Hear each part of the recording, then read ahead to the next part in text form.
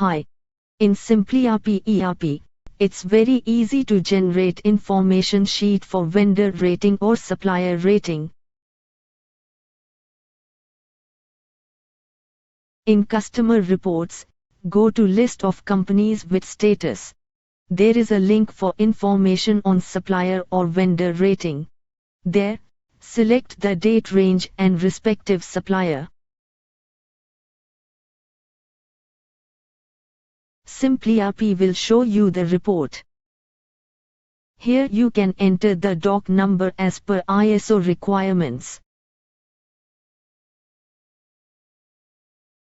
Report will show you quality ratings, subcontract ratings, material supplied rating, supply price variations and GST compliance burden. Here it will also show total number versus deviations. You can click on the respective info to hide them, and refresh the page to show again.